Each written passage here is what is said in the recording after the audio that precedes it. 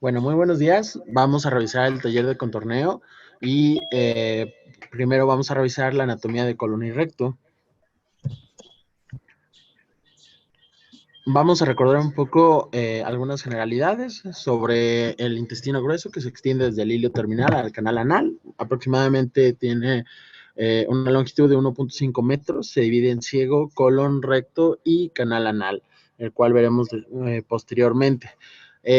Aquí recordar que las capas del intestino es mucosa, submucosa, muscular interna, muscular externa, que básicamente nos va a ayudar para realizar una correcta etapificación de nuestra enfermedad.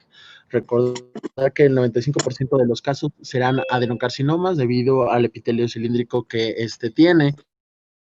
Y algo muy importante para estos temas es recordar aquellos sitios en donde existe serosa y aquellos en los que no, ya que también eso es un reflejo de si esa parte anatómica está en contacto directo con el peritoneo o con órganos adyacentes. En este caso, los órganos retroperitoneales del intestino grueso son el colon ascendente y el recto inferior, quiere decir que no van a tener una serosa propia y en caso de tumores se puede extender hacia los tejidos circundantes de forma más fácil. En cuanto a los peritoneales, el ciego, el colon transverso, el sigmoides y el recto superior van a estar cubiertos por una serosa en alguna de sus partes, como ya veremos. Vamos a empezar con el ciego, que se encuentra justo en el ilion terminal. Realmente en los cortes axiales de tomografía que vamos a utilizar para el contorneo, no vamos a encontrarlo, no va a ser lo primero que nosotros veamos, por lo tanto lo vamos a tener que ubicar. Generalmente lo podemos ubicar entre L4 y L5. El ciego tiene una forma de bolsa, tiene un diámetro de 9 centímetros aproximadamente y justo inicia en donde podamos observar la transición entre el ilion terminal o la válvula ileocecal y las asas intestinales, en este caso el ciego. En la parte inferior hay un corte coronal donde podemos ver nuevamente la transición de la válvula ileocecal y el colon, en este caso el ciego, y parte del colon ascendente. Nuevamente nuestra referencia va a ser entre L4 y L5. Ahora, en cuanto a la irrigación para este sitio, está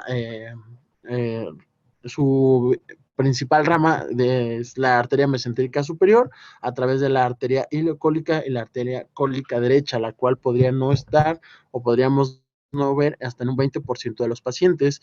Aquí en este corte sagital, solo para recordar y ubicar la arteria mesentérica superior, en el corte sagital podemos ver en la parte de arriba cómo se encuentra primero el tronco ciliaco e inmediatamente inferior está la arteria mesentérica superior.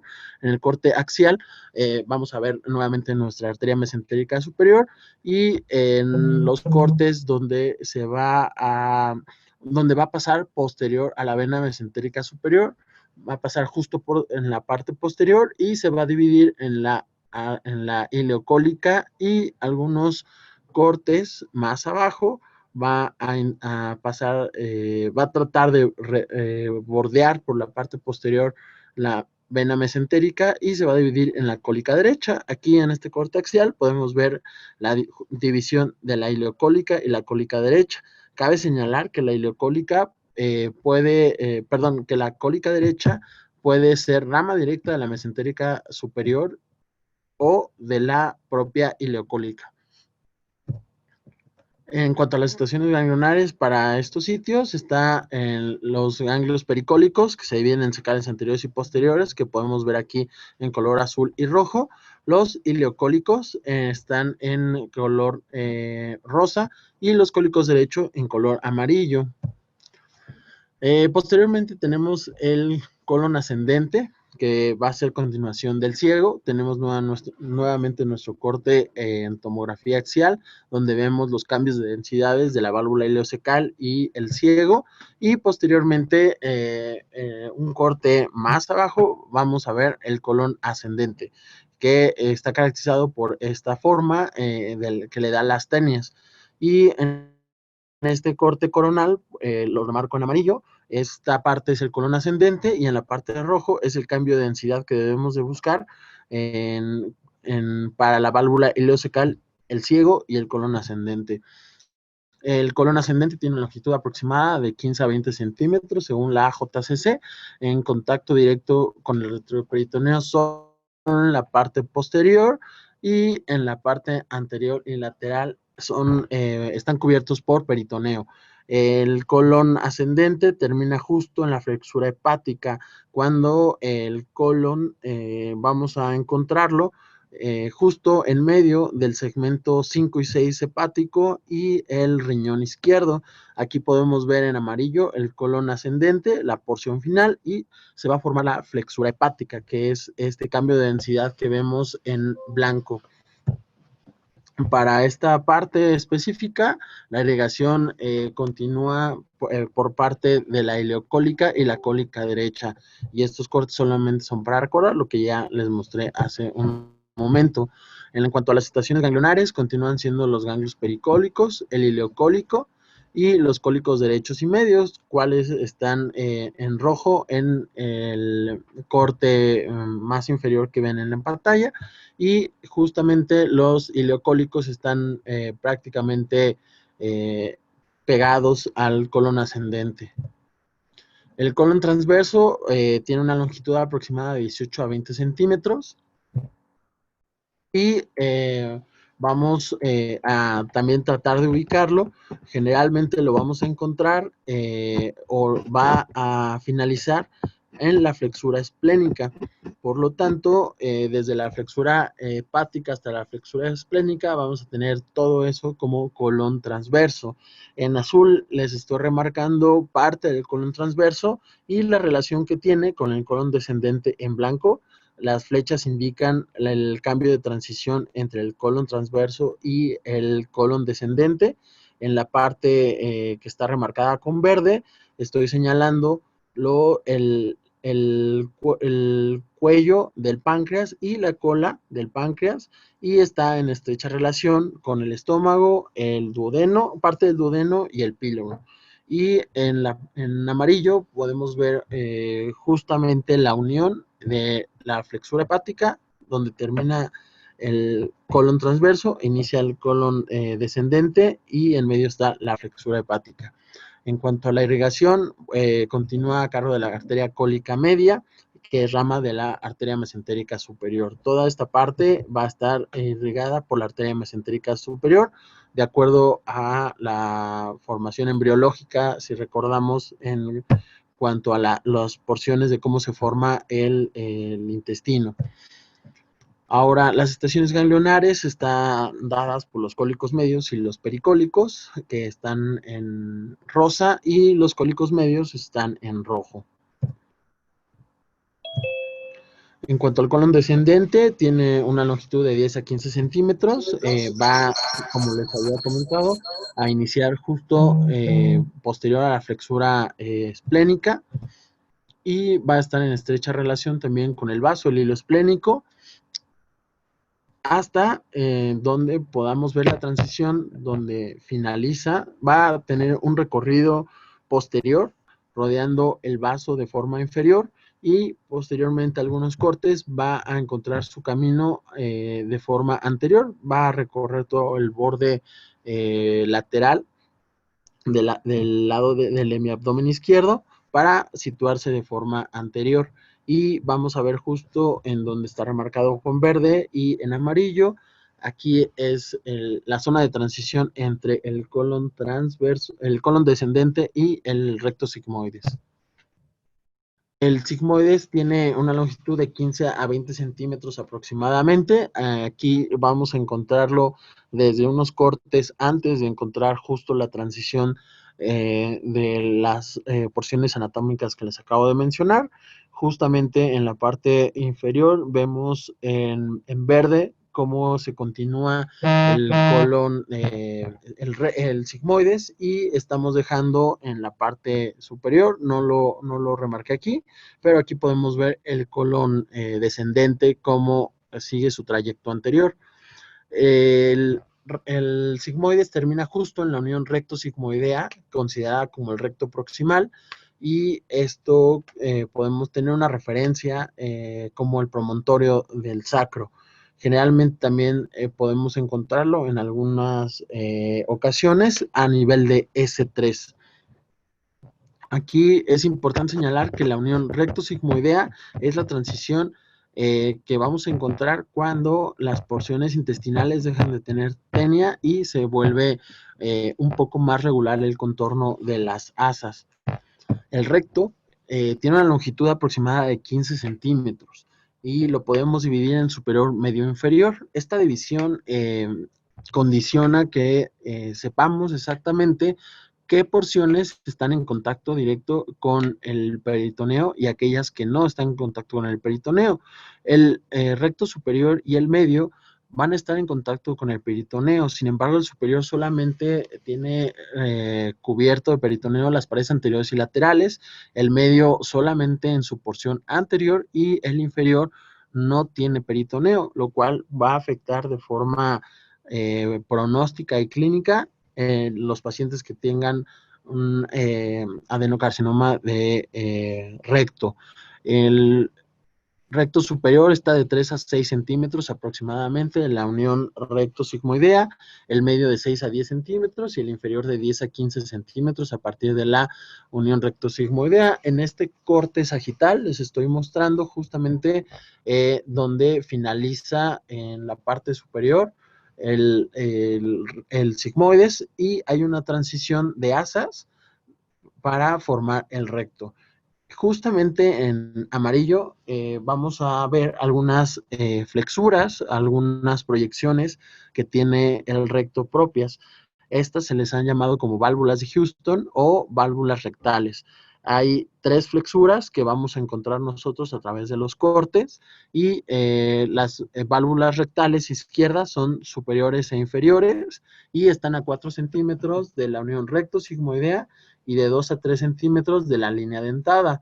La válvula rectal derecha es la válvula media, que la flexura hace que el asa se vaya hacia el lado derecho, se encuentra a 6 a 7 centímetros de la línea dentada. Cabe recordar que la mucosa del recto se va a extender hasta la línea dentada, que es justamente la porción distal del recto, y también vamos a ver que quirúrgicamente y clínicamente va a tener un pronóstico importante en nuestra anatomía y en la enfermedad.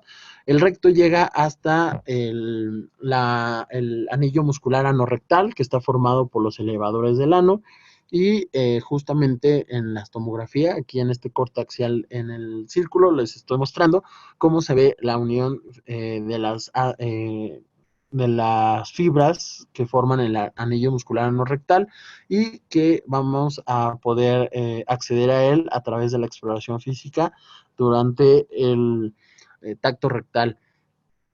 Cabe señalar que aunque sea el límite inferior esta parte, la mucosa se extiende justo por debajo hacia la unión anorrectal. Los pliegues peritoneales, como les había comentado, es una parte muy importante y estos van a variar de acuerdo al sexo de nuestro paciente. Van a separar los tejidos que hay entre el recto y el útero en caso de las mujeres y la vejiga en caso de los hombres para formar los recesos rectovesicales y rectouterinos. Esto va a ser especialmente importante sobre la etapificación de nuestros pacientes, ya que, bueno, va a condicionar una T que ahorita en un momento más les voy a explicar. Podemos ver aquí en asterisco justo este es el pliegue peritoneal que existe entre el útero, la vagina y el recto. Aquí en la parte que corresponde al receso recto uterino está señalada con 2 asteriscos y podemos ver la estrecha relación que tiene con no solo el recto, sino también la vejiga y el sacro. Y en la parte masculina vamos a observar vamos a observar que el pliegue está separando el recto de las vesículas seminales. Justamente el recto también va a contener una fascia mesorrectal. Esta fascia mesorrectal en el recto distal es importante, ya que está justamente al carecer de una cubierta peritoneal, tiene solamente está rellena de grasa en su mayoría, que contiene la vena rectal, la arteria rectal superior y los ganglios perirectales, o también conocidos como mesorrectales. Esto es importante porque el recto inferior no tiene peritoneo, y extender un tumor que se extiende más allá de la capa muscular ya se considera como una invasión. También va a tener un impacto importante sobre la escisión quirúrgica, que es en un margen que se llama resección circunferencial, que va a ser aproximadamente de 1 milímetro desde la invasión más profunda hasta el borde más distal del tumor, y esto nos va a dar un pronóstico muy importante en nuestra enfermedad. La irrigación está por las rectales superiores, ramas de la arteria mesentérica inferior, las rectales medias e inferiores, que son ramas de la ilíaca interna, y la arteria pudenda, y vienen en pares. Aquí les estoy señalando la arteria mesentérica inferior, y por arriba está la mesentérica superior en azul, y en amarillo están sus ramas que ya habíamos visto, la ileocólica, la cólica, y al nivel de L3 y L4. Las estaciones ganglionares también son importantes. La JCC las divide en pericólicas para el recto sigmoides, las sigmoideas, las rectales superiores o las mesentéricas inferiores.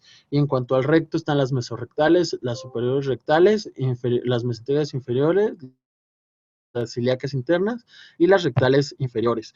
Pero como podemos ver en la imagen, es un poco más complejo de lo que maneja la JCC, y la estrecha relación que tiene con los vasos ilíacos y los inguinales en cuanto al mesorrecto, y sobre todo el recto inferior, por carecer de una cubierta peritoneal, pues lo va a hacer más propenso a una diseminación ganglionar. Aquí les estoy presentando en estos cortes los ganglios mesentéricos inferiores, los presacros, los ilíacos externos, los ilíacos internos, los ilíacos externos y los rectales superiores. Y justamente los ilíacos comunes también van a tener una parte importante, junto con los ilíacos externos, como ya vimos en la imagen previa que les comenté, los obturadores y los inguinales, por la estrecha relación vascular que tiene. Esto solamente para recordar el TNM, que lo veremos más adelante. César, Sí. si quieres lo del TNM, está bien. Vamos a continuar con el caso, por favor. También agradecer a la doctora Nora Álvarez, que está con nosotros acompañándonos para que nos dé sus comentarios al final. Bueno, entonces va a continuar el doctor Alfredo Maldonado con el caso clínico. Hola, buenos días. Bueno, vamos a empezar con el caso.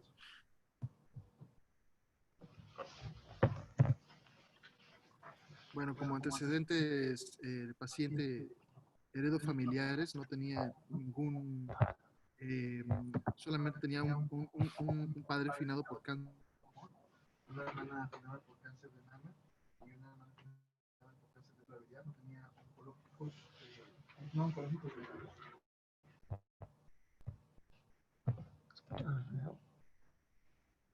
Y, perdón, como antecedentes personales patológicos, no tenía crónico-degenerativos, y como quirúrgicos solamente a los 17 años una cirugía por 2 hernias de disco, nada relevante, tabaquismo positivo desde los 15 años hasta los 25, actualmente suspendido, y alcoholismo ocasional, una cerveza a la semana, resto negado. Su padecimiento oncológico inició en el 2018 con cuadro caracterizado por rectorragia, por lo que se inició abordaje diagnóstico con colonoscopia que registró 6 a 8 divertículos en colon ascendente y en colon transverso a nivel de sigmoides, justo por la unión Habla más fuerte, por favor. inferior a 12 centímetros. ¿Me escucha mejor? Sí, mejor. A 12 centímetros del margen anal se encontró una lesión vegetante y ulcerada que cerraba parcialmente la luz del colon. Se tomaron múltiples biopsias con reporte histopatológico de adenocarcinoma de tipo intestinal moderadamente diferenciado. La primera vez en el INCAN fue en fue en el 1 de junio del 2018. A la exploración física no se palpó tumor. Le hicieron una colonoscopia posteriormente. Como conclusión tuvo un tumor de recto superior estenosante. Aquí sí, por favor. Posteriormente, en estudios de estadificación, en la TAC, una tumoración de recto a 1 centímetro del margen anal con ganglios perirectales menores de 5 milímetros, y la biopsia reportó un adenocarcinoma grado 2 invasor. En la unidad funcional se decidió quimioterapia, radioterapia neoadyuvante, y oncología decidió quimioterapia a base de capecitabina. Posteriormente, en radiooncología se decidió dar radioterapia neoadyuvante con 50.4 grays en 28 fracciones. De igual forma, la exploración física sin nada relevante. El tratamiento concomitante fue del 17 de julio al 28 de agosto del 2018. Posteriormente, una colonoscopia que tuvo como conclusión un tumor de recto superior con respuesta parcial al tratamiento. La primera revisión fue en octubre en radiooncología, y con los hallazgos anteriores de respuesta parcial se envió a gastrocirugía. Posteriormente, una tomografía que reportó de igual forma los hallazgos previamente mencionados con respuesta parcial.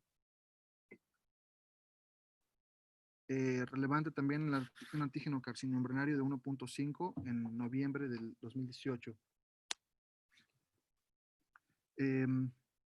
Posteriormente fue sometido a cirugía, una resección anterior baja por laparoscopía más ileostomía de protección. Y lo que reportó fue un adenocarcinoma moderadamente diferenciado grado 2 residual posquimio y posradioterapia con infiltración hasta el tejido adiposo subseroso anterior, sin células neoplásicas en los bordes quirúrgico distal de 3.5 centímetros, proximal 6.5 y radial de 0.3 centímetros. Posteriormente acudió a oncología médica para valorar la adyuvancia por el reporte histopatológico y se decidió dar a base de capecitabina más oxiplatino. En cuanto al seguimiento, más bien la adyuvancia, se le dieron 4 ciclos con un antígeno carcinomembranario 1.5 posterior y con colonoscopia de recto sin datos de actividad. Posteriormente continuó el seguimiento.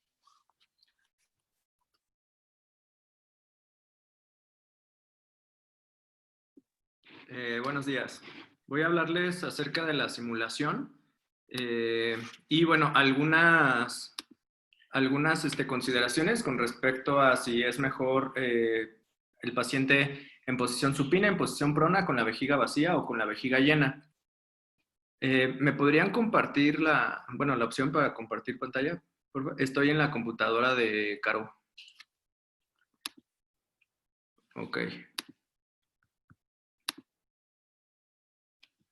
Entonces, pues para comenzar, les voy a... Acá está. Muy bien. Entonces, dentro de las indicaciones, bueno, tenemos que la posición preferida, pues, es dependiendo de cada centro. Para estas indicaciones, yo tomé la bibliografía que nos mandó Diego Antonio. Es de un protocolo que se hizo para pacientes T1, T2, N0. Entonces, bueno, ellos mencionaban que cualquier posición era buena, que se prefiriera en la que se tuviera más experiencia de acuerdo a cada centro.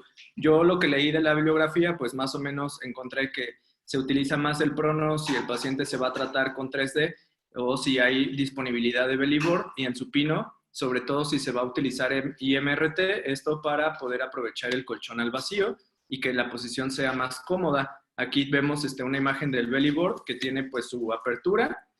Por ahí se coloca el abdomen del paciente, y esta es una imagen de la simulación. En la imagen A vemos al paciente sin el belly board, en la imagen B vemos la reconstrucción del body, y en la imagen C vemos la reconstrucción tridimensional.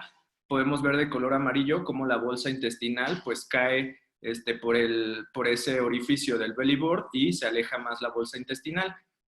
El marcador radiopaco en el margen anal va a ser vital en lesiones tempranas. Se mencionaba en este protocolo porque les decía eran T1, entonces normalmente en la tomografía no se alcanza a ver el GTB, por lo cual pues poner un marcador radiopaco a partir del margen anal en el cual nosotros tomar una medición, pues nos va a guiar para contornear el GTB. Para ambas posiciones los brazos van hacia arriba, la tomografía tiene que ser preferencialmente de 3 milímetros hasta 5 milímetros máximo, del margen superior de L5 a por lo menos 4 centímetros por debajo del marcador o del margen anal.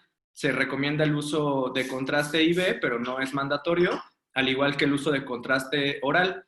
Y bueno, aquí vamos a comenzar un poquito con las controversias, ¿qué es mejor supino versus prono?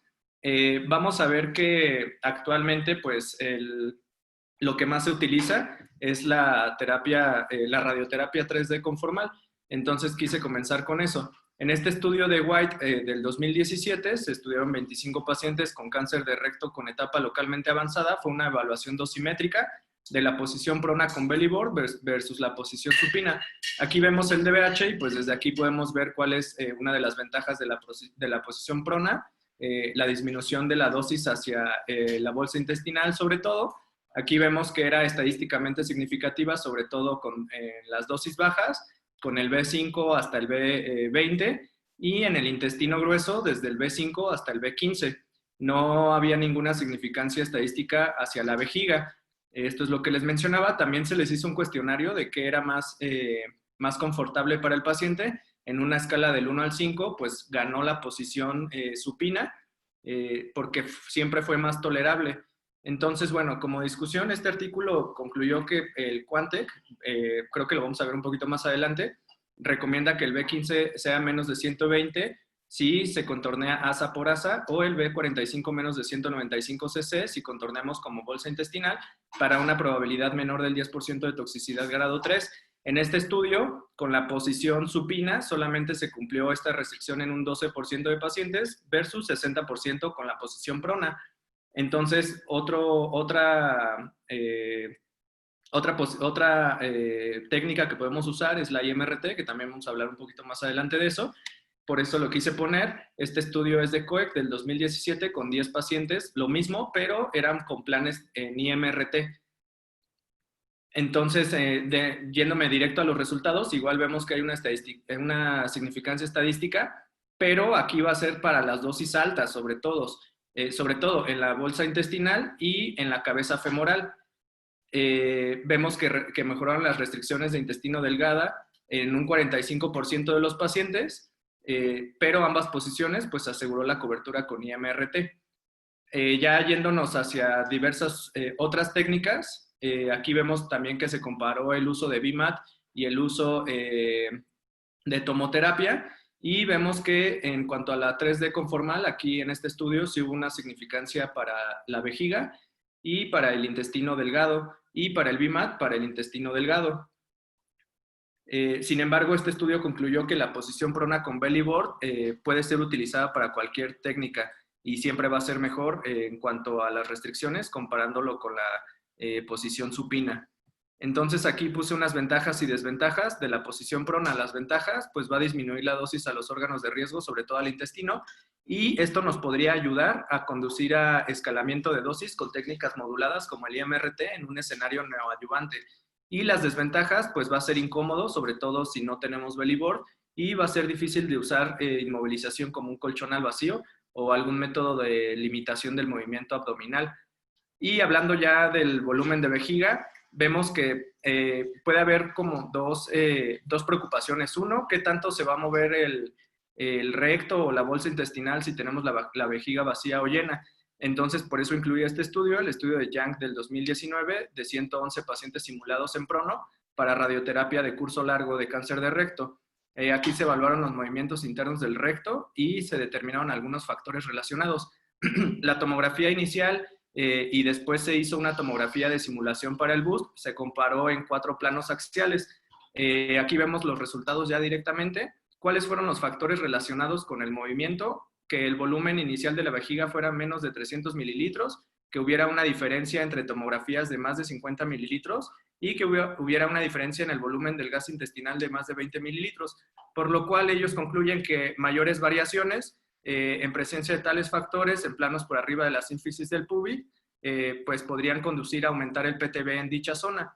Entonces, la vejiga llena para disminuir la dosis a órganos de riesgo es otra de las controversias. Vemos este estudio de Kim del 2005 con 20 pacientes simulados con vejiga llena, vejiga vacía, con o sin belly board. Aquí vemos los resultados y para no perder más tiempo, aquí solamente les voy a mencionar que la vejiga llena fue el método más efectivo para lograr disminuir la dosis a los órganos de riesgo con mejores resultados si se agrega el uso de belly board. Pues suena muy bien, sin embargo sabemos la dificultad de llenar la vejiga, va a ser difícilmente reproducible. No encontré ningún estudio en cáncer de recto, pero encontré este estudio en cáncer cérvico-uterino, que es un estudio clásico de Minowitz, y aquí lo único que les quiero mencionar es que volúmenes por arriba de 300 mililitros en la tomografía de simulación no van a ser reproducibles durante el tratamiento, y si existe una diferencia de más de 130 milímetros a la planeación, pues el PTB difícilmente va a cubrir todo el CTB, por lo cual el volumen ideal va a ser entre 150 y 300 mililitros. ¿Cuáles son las ventajas de llenar la vejiga? Disminuir la dosis a los órganos de riesgo y mantener la bolsa intestinal alejada. Las desventajas va a ser lo que les mencionaba, difícil mantener el volumen constante y va a requerir un entrenamiento previo y cooperación del paciente, y pues va a conducir a una menor reproducibilidad. Gracias. Bueno, cuanto a los órganos de riesgo, vamos a empezar. Voy a dar la siguiente, por favor. Ok, tenemos la vejiga. En cuanto a las dosis de restricción, vamos a tener un B65 menor del 50%, un B70 menor del 35%, un B75 menor del 25% y un B80 menor del 15%, y todo esto nos puede dar una toxicidad grado 3.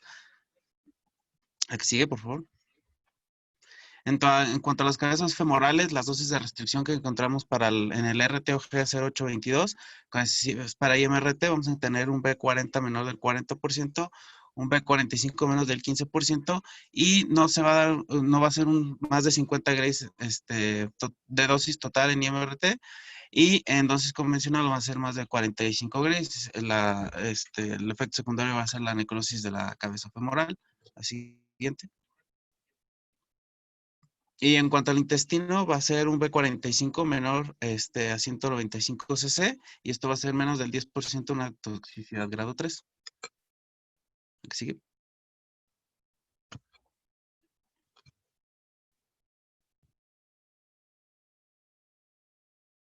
Bueno, de acuerdo al consenso internacional de Valentini, yo voy a explicarles sobre el contorneo de los subsitios ganglionares. ¿Me pasan a la que sigue, por favor? Bueno, este consenso que fue publicado por Valentini en la revista Verde en 2016 está formado por un consenso de 7 radioncólogos expertos y contornearon 7 casos de cáncer del recto. Estos 7 radioncólogos fueron incluidos de acuerdo a que tuvieran que fueran autores de al menos una guía de contorneo publicada, que fueran miembros de la ESTRO, de la ASTRO, del grupo Trans-Tasman, de la EORTC, y también se apoyaron de cirujanos y imagenólogos para la discusión de los límites anatómicos. La que sigue, por favor. Entonces, la anterior. Los sitios anatómicos identificados en este consenso son el espacio presacro, el mesorrecto, los ganglios linfáticos laterales, los ganglios linfáticos externos, ilíacos internos, los ganglios inguinales y la fosa isquiorectal. Ahora sí, la que sigue. Entonces, empezando con el espacio presacro, este espacio presacro lo van a dividir a su vez en dos partes, una parte abdominal y una parte pélvica. La parte abdominal, que es la que está en la primera imagen de su izquierda, esta se va a localizar, bueno, se va a delimitar por 1 centímetro anterior al cuerpo de la vértebra, a partir de la bifurcación de los vasos aórticos, y se va a incluir en caso de que tengamos ganglios pélvicos positivos. Y se va a continuar hasta su límite caudal, que es en el promontorio sacro, que es la imagen que tenemos en nuestra derecha, que es ya a nivel del promontorio sacro. Me pasa a la que sigue. Y a este nivel, la que sigue, por favor. A este nivel, los límites van a cambiar. El límite lateral va a ser hacia la articulación sacroiliaca, y se va a continuar así hasta el coxis, o a nivel de la unión de los músculos, del músculo elevador del ano. Como podemos ver en la imagen, los cortes de forma caudocraneal. Y en la última imagen vemos una reconstrucción sagital y vemos cómo se están formando tanto la parte abdominal como la porción pélvica del espacio presacro, que es un espacio virtual. También se recomienda que se excluyen los agujeros de conjunción en caso de que no estén involucrados y que también se excluyen las estructuras osteomusculares. Este volumen va incluido obviamente en el espacio de mesorrecto y en el espacio de los linfáticos laterales, pero aquí lo contorné como un volumen aparte. El que sigue, por favor. El que sigue es el mesorrecto. El mesorrecto, como ya nos explicó César, es la grasa que está recubriendo al recto. Entonces, marca como límite craneal, como está en su imagen de la derecha, la bifurcación de la arteria mesentérica inferior en sus dos ramas terminales, que como son la sacra anterior y la rectal superior, que son las que están a nivel de donde está el daicom, más o menos ahí está la bifurcación, y en el siguiente corte es donde iniciaríamos el contorneo del mesorrecto, y el mesorrecto termina de forma caudal a nivel de la unión del músculo elevador del ano. ¿Me pasas a la que sigue, Tony? Y bueno, entonces aquí tenemos una reconstrucción en la vista coronal del mesorrecto, y en la vista sagital el mesorrecto va a excluir las estructuras de la pelvis media, como son la próstata, las vesículas seminales, el útero, la vejiga y el sigmoides que se pueda introducir en el campo. El límite lateral no está definido, nada más está la fascia mesorrectal y los ganglios, los ganglios ilíacos internos. La que sigue, por favor. Entonces, los ganglios linfáticos laterales, antes llamados ilíacos internos, de igual manera, bueno, me pasa la que sigue para irlos diciendo mejor. Aquí dejo las indicaciones para cuando, si gustan después repasarlos, por cuestión de tiempo no voy a comentarlos. La que sigue, por favor. Entonces, aquí tenemos los ganglios linfáticos, los ganglios ilíacos internos, los cuales van a empezarse a controlar a partir de la bifurcación de las arterias ilíacas comunes en ilíacos internos y externos, y va a darse unos 7 milímetros alrededor de los vasos, con exclusión de las estructuras osteomusculares, y se menciona que alrededor del músculo iliopsoas se puede considerar una expansión hasta 1.5 centímetros. Se va a excluir como límite medial la fascia mesorrectal, y en la pelvis media e inferior se menciona como límite anterior una línea, digamos, imaginaria a nivel de donde penetra los uréteres a la pared posterior de la vejiga, como están en los cortes de abajo ilustrados. La que sigue, por favor. Y a su vez tenemos, estos son los ganglios ilíacos internos posteriores. Ahora, estos son los ganglios ilíacos internos anteriores, que son los que conocemos como los ganglios obturadores. Tienen como límite posterior los ganglios ilíacos, los ilíacos internos posteriores, y como límite anterior los ilíacos externos. Como límite medial las estructuras, perdón, lateral, las estructuras osteomusculares, y como límite medial igual la fascia mesorrectal. La que sigue, por favor. Y a los ganglios ilíacos externos, a su vez, aquí están los límites que les voy a ir comentando. Igual empiezan a nivel de la bifurcación de los ilíacos, de las ilíacas comunes, y se dan igual 7 milímetros alrededor del vaso, considerando 1.5 centímetros hacia el iliopsoas, y de forma caudal a nivel del techo del acetábulo, para continuarse después con los ganglios inguinales. La que sigue, por favor. Igual los ganglios inguinales es muy similar al contorneo, únicamente que se tiene que dar al menos 2 centímetros de expansión alrededor del vaso, igual excluyendo estructuras osteomusculares, y esta guía en concreto va a recomendar que se contornen como límite caudal a nivel de la unión de la vena safena interna con la femoral, interna. Siguiente, por favor. Y bueno, la fosa isquiorrectal va a ser un espacio que va a estar que va a tener como límite craneal un límite vascular que es donde la arteria pudenda se sale de la pelvis, o también la confluencia de la tuberosidad isquiática, el obturador interno y el glúteo mayor. Y como límite caudal, un plano oblicuo a través del complejo, del complejo del esfínter. Y si gustas, me pasas a la que sigue. También comentan el complejo del esfínter que se va a contener, desde la unión de la unión anorrectal alrededor del esfínter y se debe incluir en caso de infiltración del esfínter. La que sigue. Aquí les pongo la imagen. En azul tenemos la fosa isquiorectal.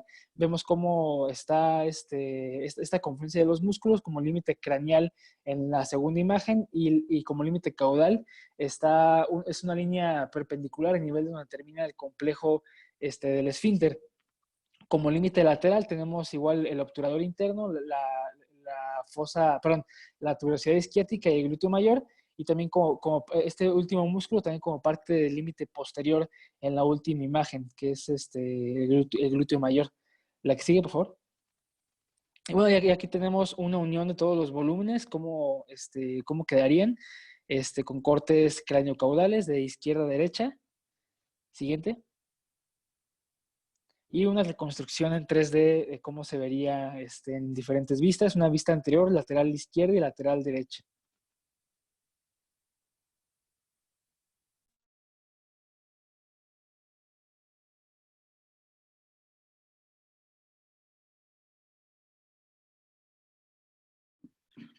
A continuación, con el GTB y el CTB-A, el doctor Salvador Gutiérrez Torres.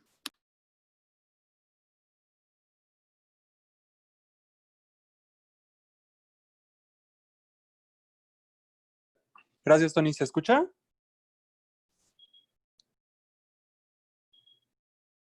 Sí. Bueno, rápidamente vamos a hablar del GTB. El GTB va a estar definido según las guías que enviaste del RTOG de Myerson, como todos los sitios de involucro de la enfermedad, sea primario, ganglionar y todos aquellos sitios con invasión vascular extramural.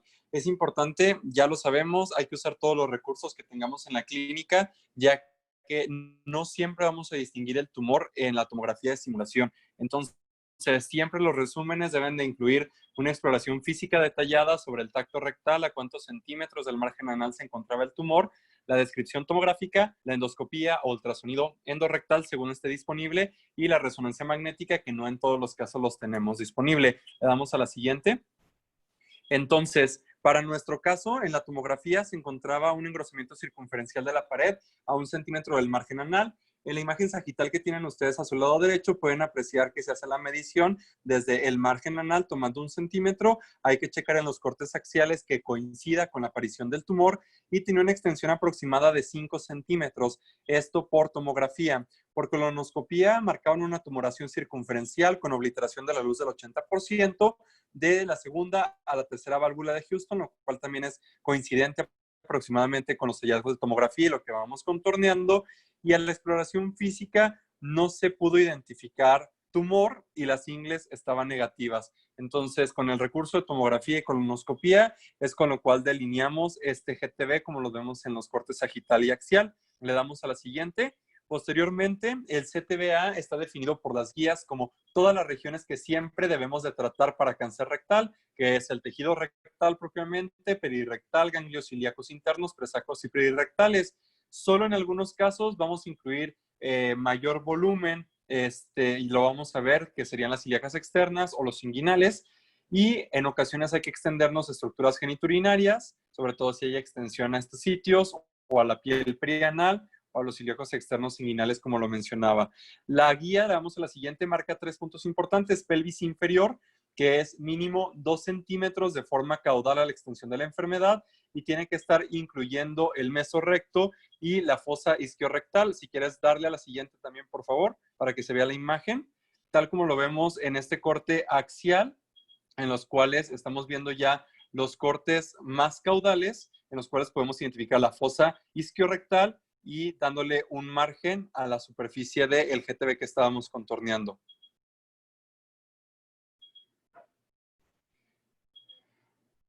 No sé si se esté viendo la misma imagen que quiero que se vea. Se tendría que estar viendo el mesorrecto y la vejiga. pero yo no veo lo mismo, pero lo voy explicando mientras tanto. Dentro de la pelvis media, esta va a estar pues conformada por las paredes pélvicas, el mesorrecto y la vejiga. Esto va a ser lo que va a estar enmarcando este volumen. Hay que extendernos a la musculatura de la pared pélvica de manera lateral, de manera posterior hacia sacro y coxis para incluir el mesorrecto y los ganglios mesorrectales. Y lo que se recomienda es que incluyamos 1 centímetro de la pared posterior de la vejiga. Esto nos va a ayudar a nosotros a que incluyamos todos los volúmenes. Me acaban de nombrar anfitrión, pero en mi celular no tengo la presentación. Gracias, esa es. Entonces, 1 centímetro posterior de la vejiga. Esto es para tomar en cuenta las variaciones diarias en cuanto a la colocación y el llenado de la vejiga que tenga el paciente.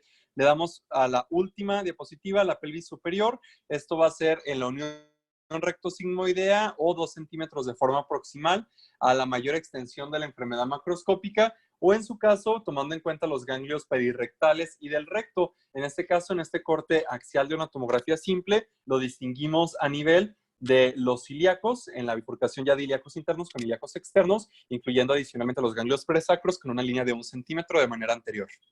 Gracias.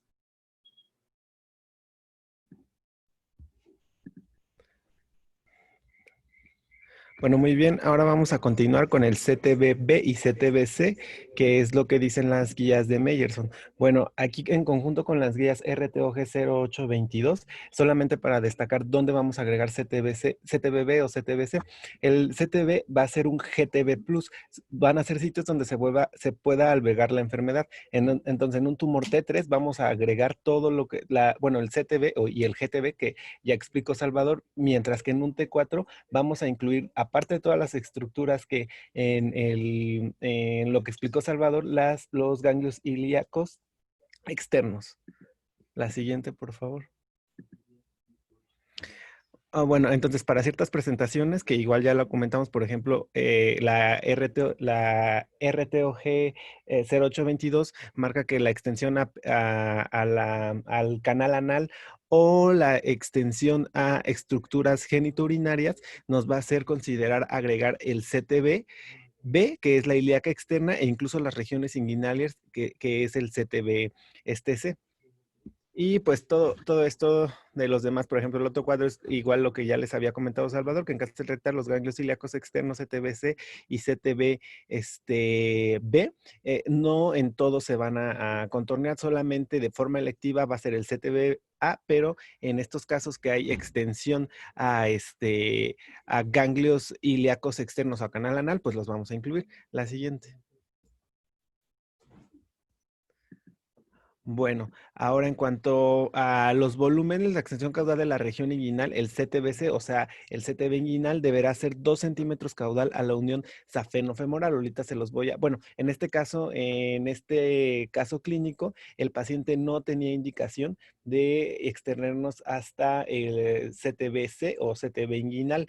Debemos fijarnos muy bien para el CTB. El estudio que nos va a servir mucho es la tomografía, ya que pues ahí van a describir los ganglios, qué ganglios tenía, y pues tenemos que este paciente en la tomografía que se le tomó el 10 de junio del 2018 tenía adenopatías perirrectales menores de 5 milímetros.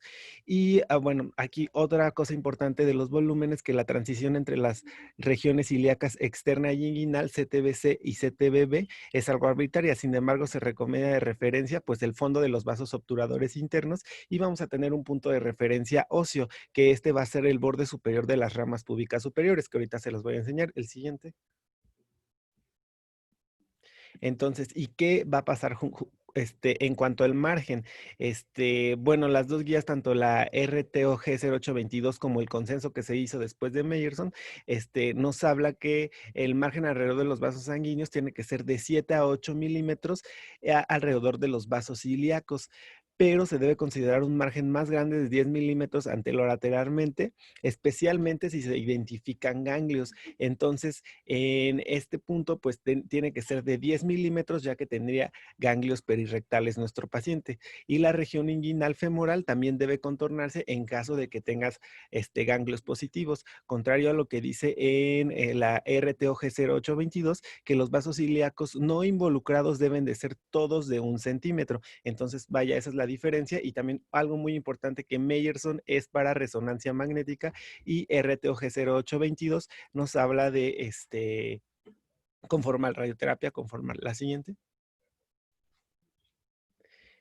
Y entonces ahí vamos a ver cómo, ahí les puse exactamente donde termina la ilíaca común y se convierte en ilíaca, se convierten en ilíacas externas, y ahí exactamente es la separación. Esto va a estar a nivel del ligamento inguinal y se va a continuar con la arteria femoral. Nos vamos a dar cuenta porque son de mayor calibre las arterias ilíacas externas que las internas, y además siempre tenemos que ir siguiendo el vaso. Y aquí, bueno, no se empieza a contornear exactamente donde se bifurca, se empieza a contornear en la transición de L5 a S1. La siguiente, por favor.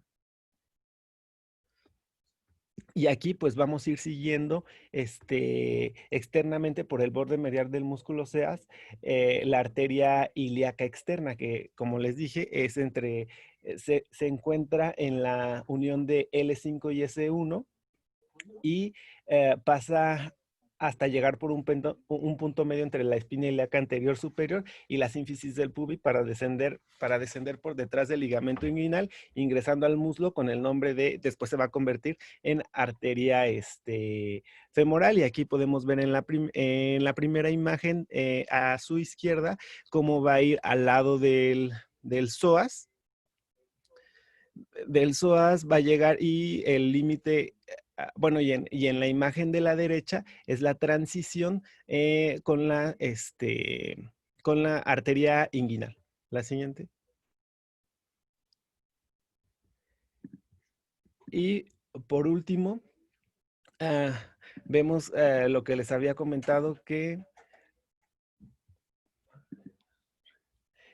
esta es la transición entre las regiones ilíaca externa e inguinal, donde el fondo de los vasos obturadores internos va a ser un punto de referencia, y también otro punto de referencia va a ser el borde superior de las ramas púbicas.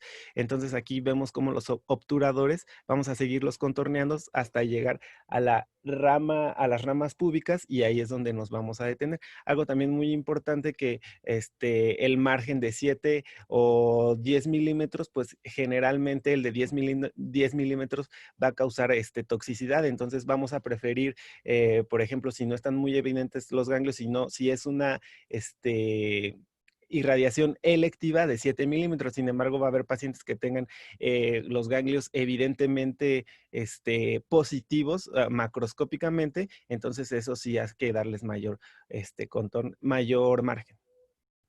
Y eso es todo. Ahora, en cuanto al PTB, pues en la guía de Meyerson no se presenta un PTB como tal, pero se llegó a un consenso de que el margen debería de ser de 0.7 a 1 centímetro, excluyendo la piel.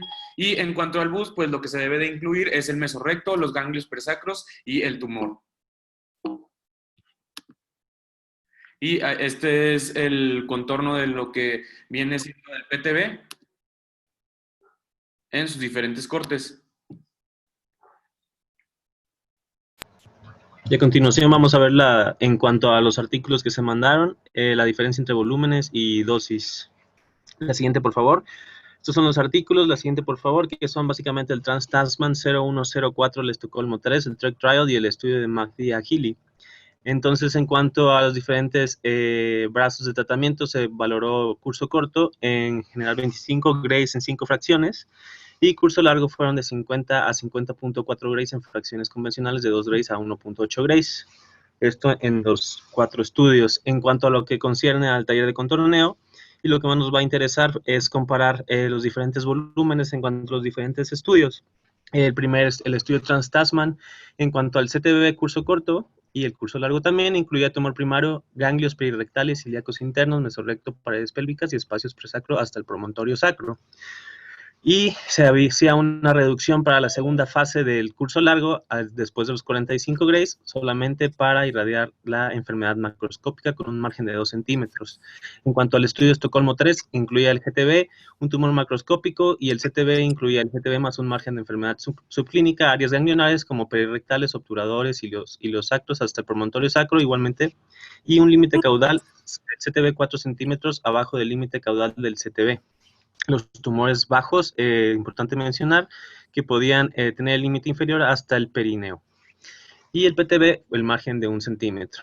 El que más se acerca hacia este taller de contorneo fue el TREC Trial, el cual el GTB incluyó el tumor primario. El CTBA es una expansión al GTB de 1 centímetro y el CTBB va a ser las áreas ganglionares, mesorrecto, ganglios locorregionales en riesgo, presacros e ilíacos internos. El CTB, que es el CTB final, es una operación booleana del el CTBA y el CTBB, con el PTB, que va a ser una expansión al CTB final de 1 centímetro. Y en cuanto a McGilly, el GTB fue el tumor macroscópico, el CTB fue GTB involucrados, y el PTB va a ser una expansión al igual de 1 centímetro. Todos estos fueron dados con campos con técnicas de 3 y 4 campos.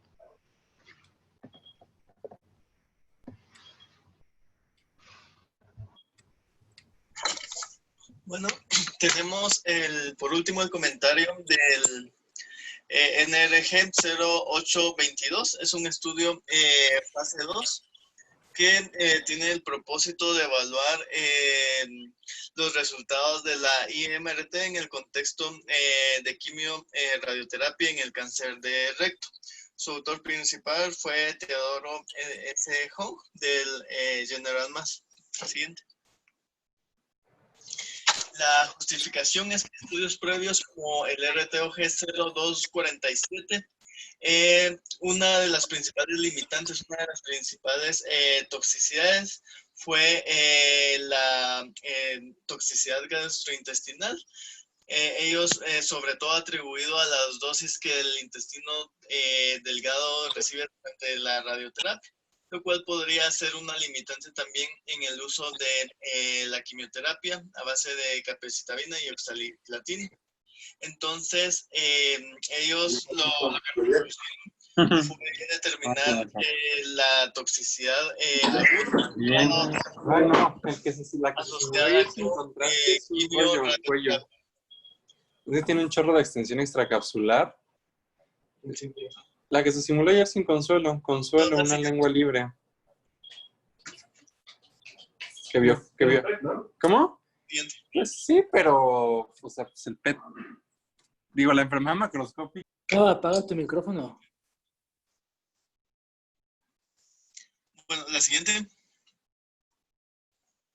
Tenemos básicamente el esquema de tratamiento al que fueron sometidos los pacientes. Inicialmente se trató un volumen de la pelvis con IMRT a una dosis de 45 grays, 25 fracciones. Posteriormente se dio un boost de 5.4 con una técnica conformada para llegar a una dosis total de 50.4 grays.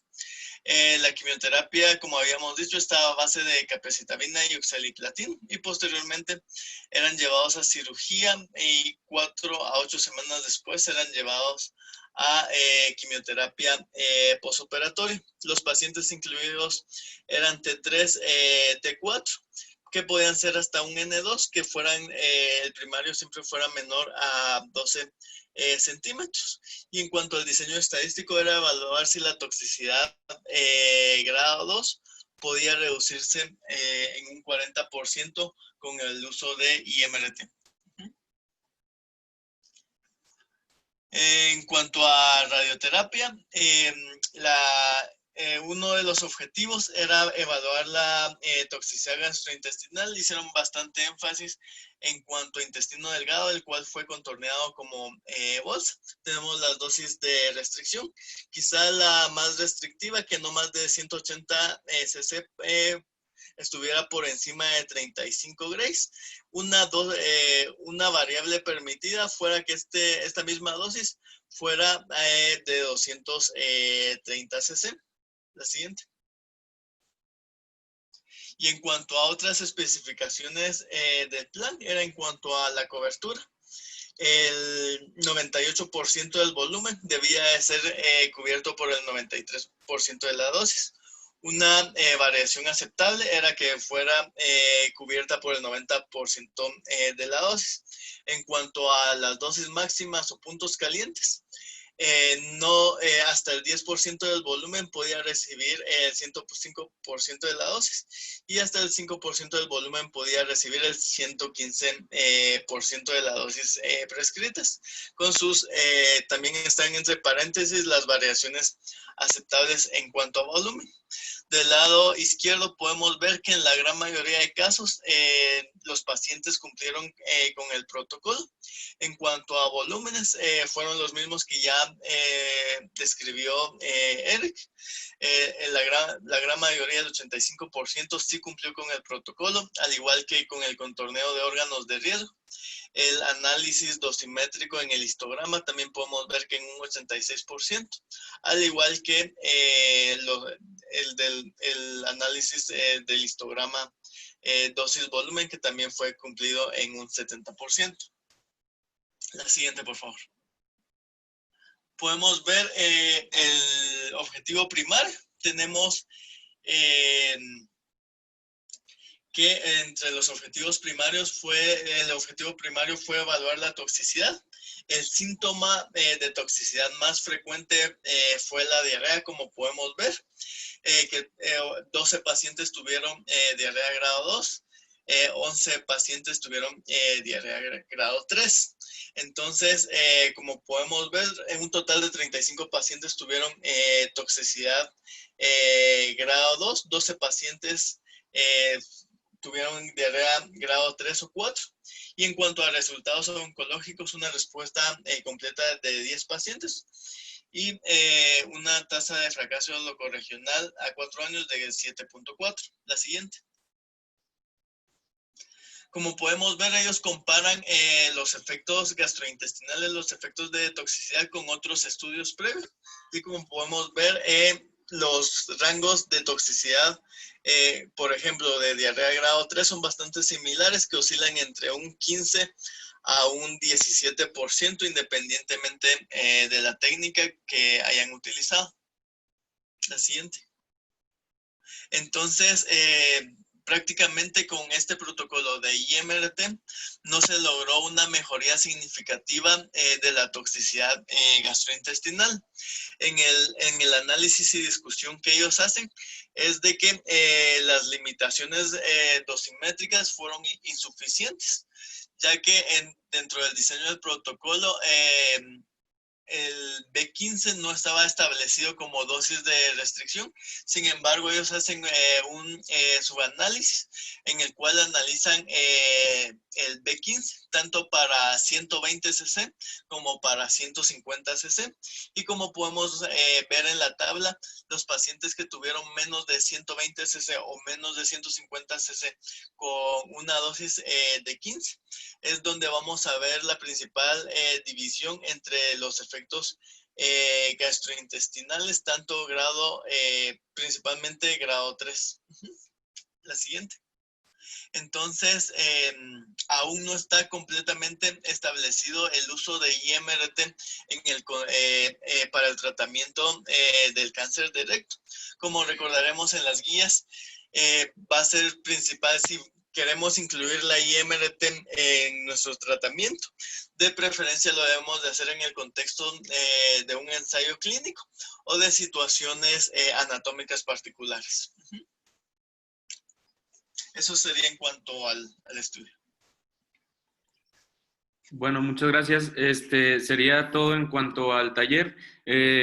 Como conclusión, pues me parece importante mencionar que hay diferentes técnicas de simulación y diferentes aditamentos que pues ya los mencionó Germán. También identificar los órganos de riesgo, así como sus dosis de restricción, ya mencionado por el doctor Curi. También identificar los subsitios ganglionares y así como el GTB con todas las herramientas como mencionó Chava, como es el tacto rectal, la tomografía, la endoscopía y identificar y delimitar bien los volúmenes en cuanto al CTB y darle la expansión que como se realizó en consenso con el estudio de Myerson. Y también mencionar las diferencias en cuanto a volúmenes y los tipos de esquema de tratamiento en cuanto a curso corto y curso largo y la comparación de IMRT con convencional.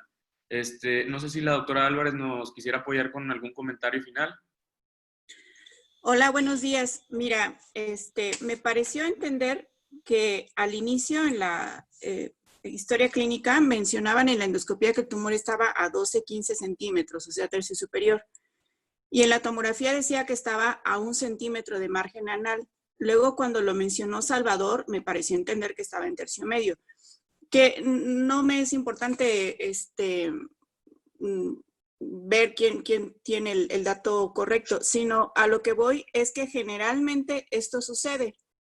Cada vez que están en mi consultorio les digo que deben checar a qué distancia se encuentra. Obviamente para nosotros es súper importante dónde voy a colocar el GTB, en qué tercio se encuentra. Pero eso sucede súper frecuente, que el ATAC, la endoscopía, son completamente diferentes al grado de lo que ahorita entendí, que estaban que si en el tercio superior o en el tercio inferior.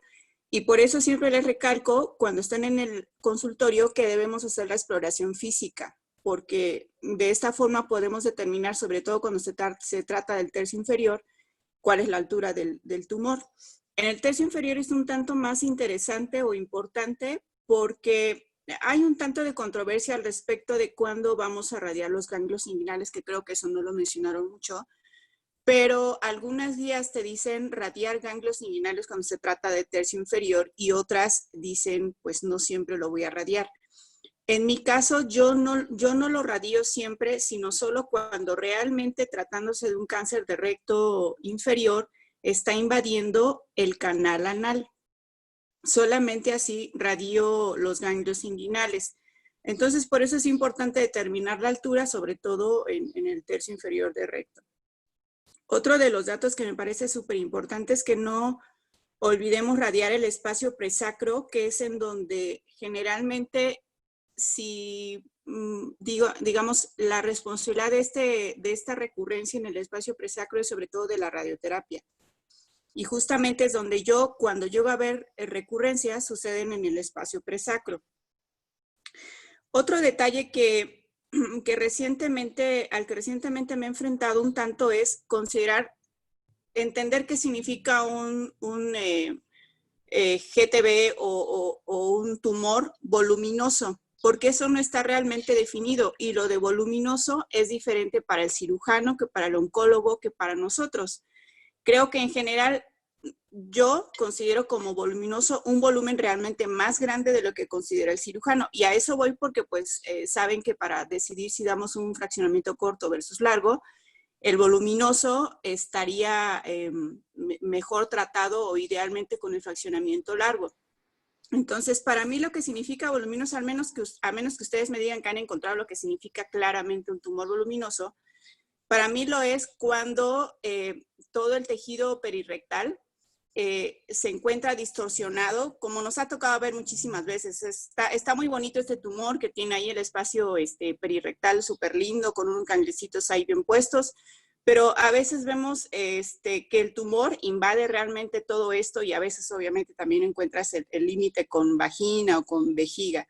Así que ese es para mí un tumor voluminoso, un tumor más que un tumor largo, que en extensión transversal invade más estructuras. Y lo otro es que muchas veces estoy en conflicto con los residentes al respecto del margen que hay que darle al CTB alrededor de los vasos.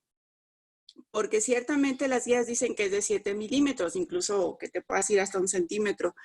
Pero hay que tener un poco de cuidado porque a veces cuando lo hacemos tan literal o también con respecto a los 2 centímetros por debajo del GTB, si lo hacemos a veces tan literal, el volumen queda realmente muy grande. Y así sucede, por ejemplo, en uno de los estudios que mandaron, el de Myerson, me parece que, no, el de la guía de la RTOG, en donde hay, creo que son 3 o 7, no sé cuántos radiooncólogos que hicieron sus propios volúmenes, y ahí te das cuenta de la gran variedad que existe con esto. Ahí se ve que uno dio tanto margen, margen de 7 milímetros, versus otros que dan un poco menos. Yo prefiero dar un poco menos, o bien por lo menos no ser tan literal. Si yo veo que el volumen ya me quedó demasiado grande, lo cual se traduce en mayor toxicidad, pues mejor no me quedo en el 7, a lo mejor le doy 5 milímetros o menos, ¿no? Y bueno, pues eso, no sé si tiene alguna pregunta. Muchas gracias, doctora. No sé si alguien tenga alguna duda, algún otro comentario. Doctora, yo tengo una pregunta. En el caso de los pacientes que tienen ileostomía, ¿usted tiene alguna preferencia con respecto a la posición, si hay algún tipo de preparación especial para la simulación y los tratamientos? Porque a mí que me tocó lo de simulación, no encontré nada con respecto a los pacientes que tenían ileostomías o colostomías. Gracias. Sí, los que tienen una ostomía, pues yo prefiero tratarlos en decúbito prono, pero los que tienen una ostomía, pues no van a poder tolerar adecuadamente, cómodamente esta posición y en todo caso pueden tener un accidente con la bolsa. Así que la posición correcta es hacia abajo. Lo otro que ciertamente sí hago es que le doy un giro a los campos APPA con... yéndome hacia el lado contrario de la ostomía por 15 grados aproximadamente para liberarla, porque radiar esta mucosa pues sí sería de una toxicidad importante que nunca me ha tocado. Por suerte nunca me ha tocado. Gracias. No sé si alguien tenga algún otro comentario, alguna otra duda. No, muchas gracias, doctora, que nos acompañó. Gracias a ustedes. Y pues nada más. Muchas gracias. Nos vemos la siguiente clase que toca canal anal, ¿verdad? Sí, tocaría canal anal. Ok, hasta luego. Gracias. Bye. Gracias.